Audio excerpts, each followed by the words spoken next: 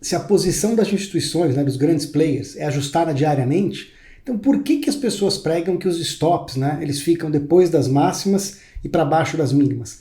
Cara, essa pergunta ela é boa, tá? Eu recebi ela lá na caixinha direct da outra rede social e ela ganhou destaque e virou um vídeo aqui, tá? Então vamos lá, bora pro vídeo. Meu nome é André Hanna, nesse canal falo de trade, falo de investimentos, esse aqui é puramente trade, tá?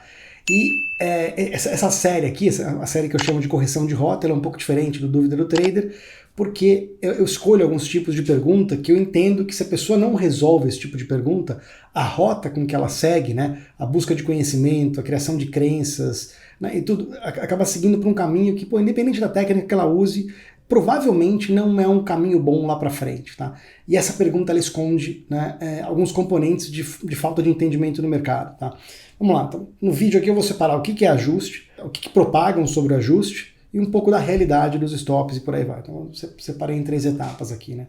Então o que é ajuste diário? Para explicar o que é ajuste diário é mais fácil explicar o que de fato acontece no mercado mais normal, no mercado de ações, por exemplo. Você vai lá e compra Petrobras, por exemplo.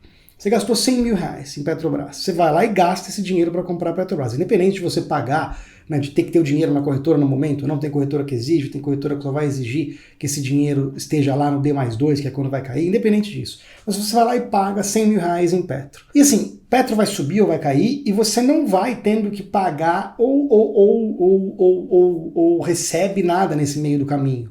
Você só vai receber dinheiro de volta, né, quando você for lá e alienar, zerar as posições compradas que você tem. Você comprou a 100, ela subiu 10%, tirando os custos, né, quando você vender, vai entrar 110 mil na sua conta. Nesse meio tempo, todo o passeio que ela fez, se ela caiu 50% antes de ir lá e subir os 10% e você zerar, você não sentiu isso no teu bolso. Você sentiu no olho, né, nas cotações, a tua carteira marcou a mercado, mas o teu bolso, o teu saldo de conta corrente não sentiu isso. E vamos lá.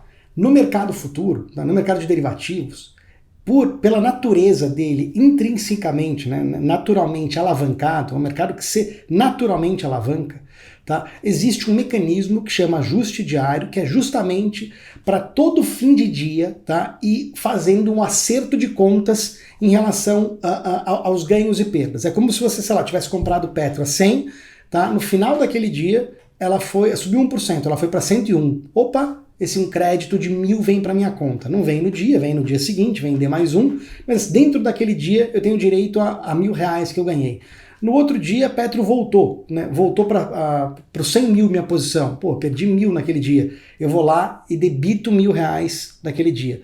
Tá? E no fim do período, de novo, ela foi lá e parou minha posição parou nos 110 mil, eu fui lá e zerei. Tá? Então eu fiquei ajustando a minha posição, eu fiquei netando a minha posição, acertando, né, a minha posição diariamente, mas no final eu zerei essa posição a 110 e eu ganhei esses 10 mil. Só que eu tive que ter um exercício de entra e sai. O meu caixa teve hora que ficou positivo, teve hora que ficou negativo e por aí vai. Tá? Então o mercado futuro ele tem esse mecanismo de ajuste diário em todos os ativos. Tá? Basicamente em todos os ativos. Aí vamos lá, cada um tem uma particularidade. Tá? No último dia, no dia de vencimento, tá? Petro não vence, ações não vencem, ela não acaba, tá? Se não fizer um open, um fechamento de capital, né, ou sei lá, um desdobro, uma recompra, alguém comprando ela, sei lá, né, ela não acaba. Todo derivativo ele tem uma data para acabar, tá? Especialmente nos contratos futuros, você tem 2 tipos de final, tá?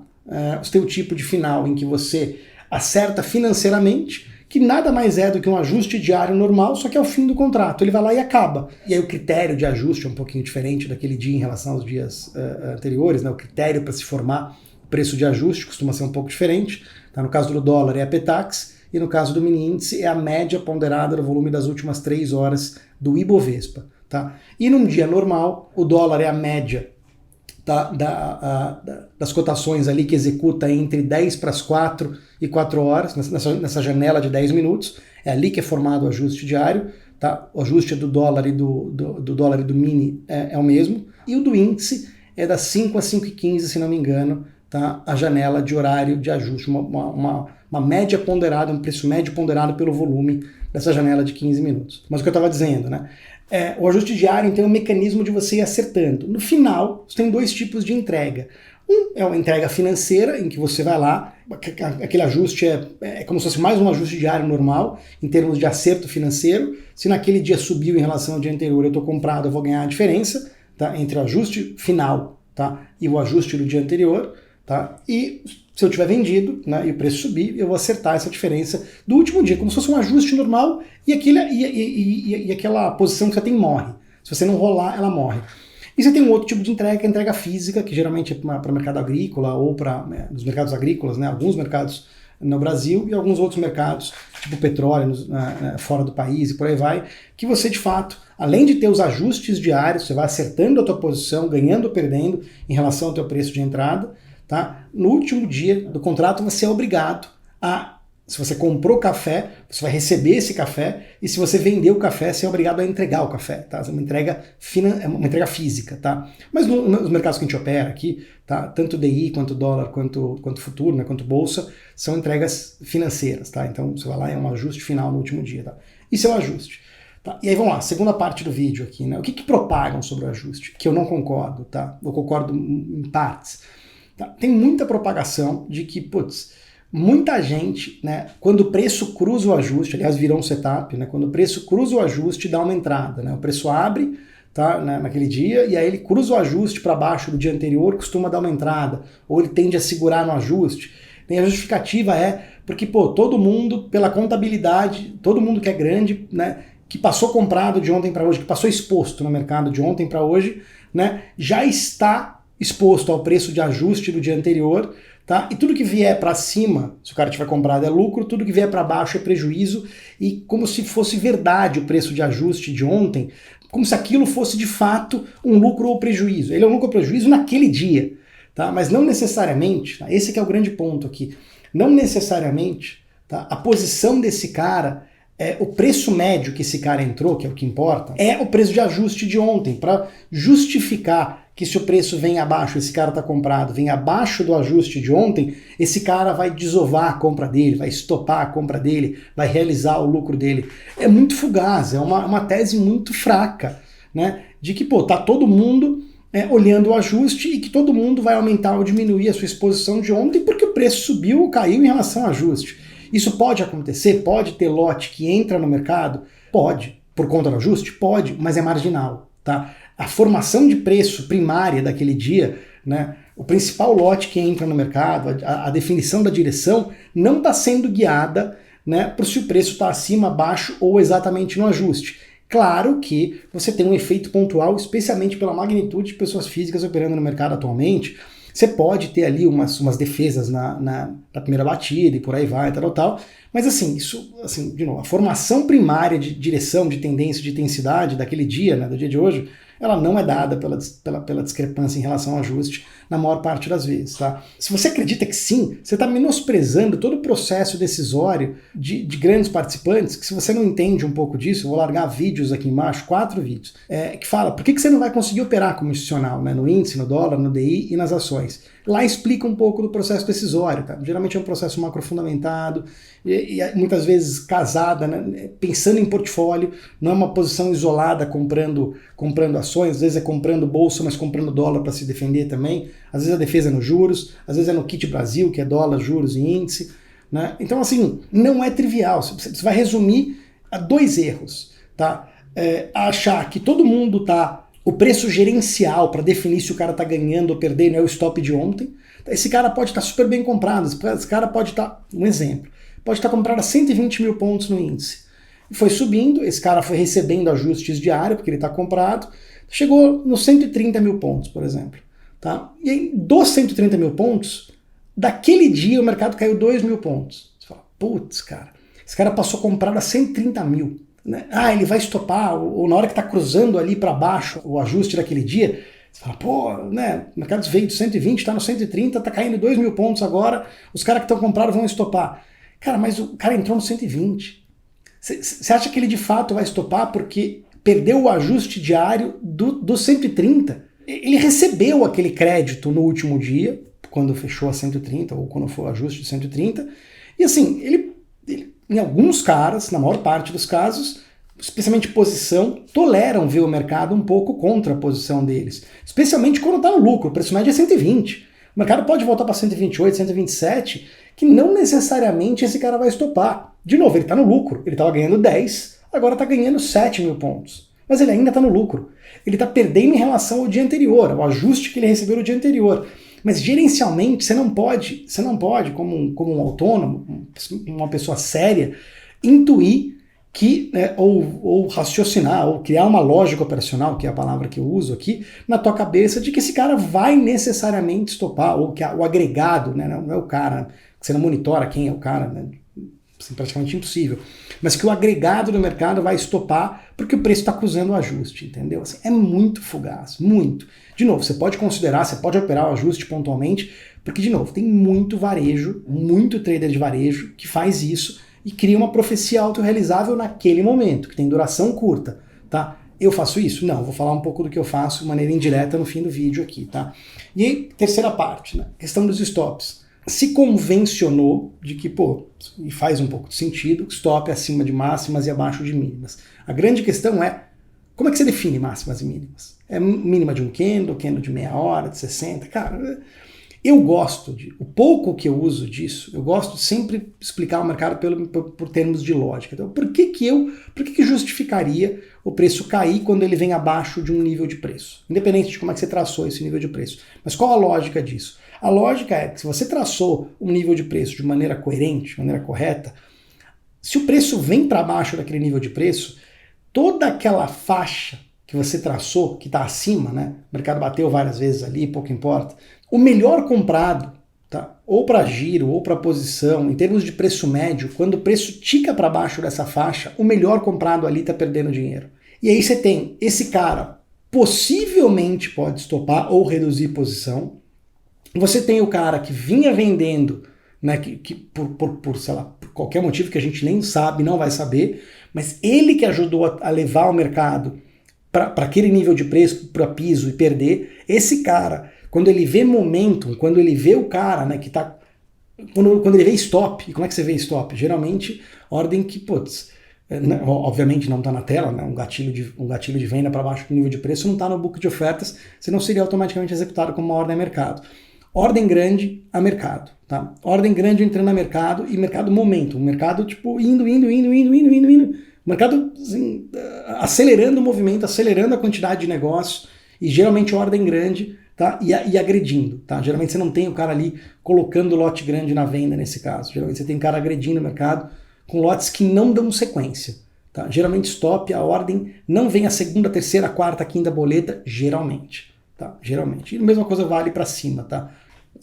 Quando passa de um nível de preço, tá? Você tem ali os melhores vendedores daquele nível de preço potencialmente vão estar perdendo dinheiro, tá? Ou estarão perdendo dinheiro e potencialmente vão estar reduzindo venda. Reduzir venda é comprar. Soma-se isso, o fluxo do cara que já vinha comprando, que sei lá por quê, mas esse cara estava comprando, ele pode continuar, e soma-se a isso aquele cara que está de fora, leia-se HFTs e alguns traders de varejo, que enxergam um momento naquele rompimento e vão junto também. Você tem um momento em que catalisa 3 ou 4 vetores que mostram o mesmo lado. Enquanto tem momento, esse trade faz totalmente sentido para a lógica operacional. O que é enquanto tem momento? Enquanto o mercado está ticando na direção do que você indicou. Stop é de venda, tá? O mercado tem que estar ticando para baixo. Parou de ticar para baixo, para mim, com cabeça de scalping, aquele trade perdeu sentido naquele momento. Por mais que ele suba um pouquinho depois e desabe depois, cara, assim, tem que tomar cuidado. Você tem que escolher métricas para você... você não vai pegar o mercado inteiro, mas também você não vai tomar violinada, tá? Se você operar desse jeito, eliminando com cabeça de scalping, eliminando os momentos em que o mercado fica contra você, excluindo o balanço, cara, você pode não pegar o movimento inteiro, mas também você não vai ficar dançando, cara, deixando dinheiro na mesa, tomando stop longo, cara, você vai capturar aquela primeira ida do mercado e por aí vai. No mesmo trade que eu gosto de fazer. Mas faz sentido os stops serem nas máximas e nas mínimas. Então, assim, a pergunta desse cara, de por que então, uma afirmação, né? Se as posições são marcadas a mercado todo dia, por que então o stop é nas máximas e mínimas e não no ajuste? Quem falou que esse cara vai estopar na máxima ou na mínima? Tá? Assim, e esse que é o ponto. É muito difícil, cara. O varejo gosta muito de fazer isso, stop de máximo ou de mínimo, colocar stop nas posições ali, faz às vezes um candlezinho, né, curto, coloca o stop abaixo daquele nível de preço e por aí vai. Então assim, são algumas afirmações que não necessariamente são verdadeiras. Se você só operar em cima disso, cara, tem uma vertente, ok, tem gente que consegue e tal, não sei o que, eu acho raso. E é isso, você vai e faz um trade desse, que pode ou não dar certo, tá? E perdeu, por exemplo, que é absolutamente normal em qualquer técnica. Quanto tempo vai demorar para dar outro trade? Quanto tempo vai demorar para definir um outro nível de preço ou para o mercado ir para um outro nível de preço relevante em que você consiga descrever essa lógica operacional que eu citei e para te dar a chance de entrar de novo, né, naquele tipo de operação? Cara, pode nem dar naquele dia, tá? Ou pode demorar minutos ou horas.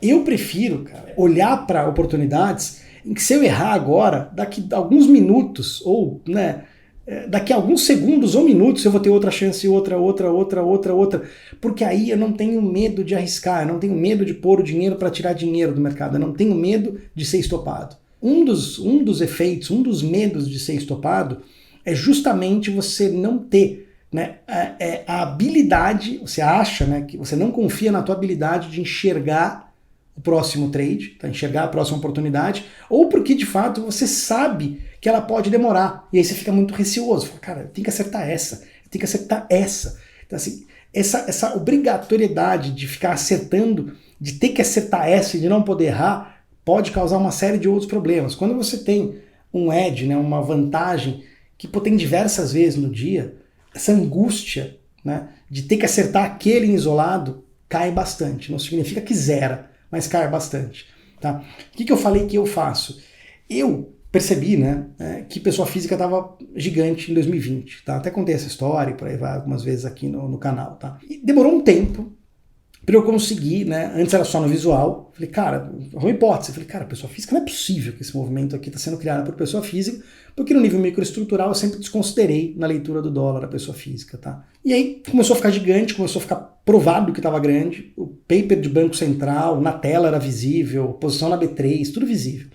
E aí eu comecei, depois de um tempo, a monitorar, seguir, né, na verdade, tentar pegar a posição da pessoa física. Antes era possível pelo próprio saldo das corretoras, tinha muito claro quem que era varejo, quem que não era, e esse saldo não era disfarçado. Já há um bom tempo é impossível pelo saldo, pelas diversas camadas que tem dentro da corretora, tem corretora que tipo, opera, a corretora de 2 letras, né, opera, tem institucional lá dentro, tem um pouquinho de gringo, tem HFT, tem a pessoa física e tem o RLP, que é a contraparte. Cara, é difícil separar, tá? Eu consegui de outra forma, eu consegui tá, tirando ali, né, olhando pelo dado nativo da bolsa, a enxergar esse pote, né? O quanto de pessoa física fica exposta na day trade e tentar atuar na parte contrária, tentar atuar quando, né, acaba, né, o lote da compra dela, tentar atuar na venda quando acaba o lote da compra dela e tentar atuar na compra quando acaba o lote marginal, a contribuição, né, quando o lote bate no nível que fala, cara, varejo não tem mais venda aqui, varejo tá aqui na venda, a próxima chacoalhada é para cima, porque os caras vão, a maioria opera com boleta oco, né? Qualquer chacoalhadinha com HFT der, esses caras que estão vendidos vão sair estopando para cima. É isso que eu tenho feito. Durante um tempo, eu coloquei alguns setups clássicos de análise técnica, de varejo, na tela para confirmar se o pote que eu estava olhando e a posição da pessoa física condizia com os setups clássicos de mercado, aqueles classicões. Tá? E condizia na maior parte das vezes, mas aquilo começou a me, né, eu até citei alguns anteriores, começou a me atrapalhar, tá? Ficar olhando para um para validar o outro. E eu desencanei de tudo aquilo, tirei tudo que pessoa física olha na tela, né, para tirar essa certeza, e confio no meu dado do pote ali. Tá? E quando ele erra, ok, eu não vou ficar tentando minimizar por camadas e por aí vai, não, será que, mas de fato, será que o varejo comprou porque a VWAP estava certinha, porque rompeu a VWAP, porque estava no ajuste? Então eu excluí tudo isso e só olho, quando eu estou fazendo esse trade, só olho a informação do pote da pessoa física, tá? Então eu não fico traçando o nível de preço, né, e por aí vai, tá? Eu tenho tentado, né, especialmente no índice, que é o que eu estou agora, né, ficar o mais solto possível para não querer, né, esse é um outro problema de nível de preço, tá? Aliás, vou deixar o vídeo aqui embaixo também, né? Que quando você traça muitos níveis, é natural você querer que o mercado segure algum deles. E muitas vezes o mercado não vai fazer isso, cara. Só que você fica querendo e aí você perde. Muitas vezes você perde, cara, o que o mercado tem para te contar e não o que você quer que ele valide nos teus pontos pré-programados, cara. Mas isso é tema para outro vídeo, tá? Se você gostou desse vídeo, clica no curtir, que, né, que o YouTube entende que ele é bom, mostra para mais pessoas interessadas. E o que eu peço de verdade, cara, sério, comenta aqui embaixo, tá? Tem muita gente que até já é comentador de carteirinha aqui, profissional aqui. Mesmo que você não comente sempre, comenta aqui embaixo, cara, dizendo o que você achou, se concorda, se não concorda, ou fazendo uma pergunta para o próximo vídeo, sei lá. Comenta aqui embaixo que eu vou ter o maior prazer em ler e responder todas. Beleza? Abraço, boa semana.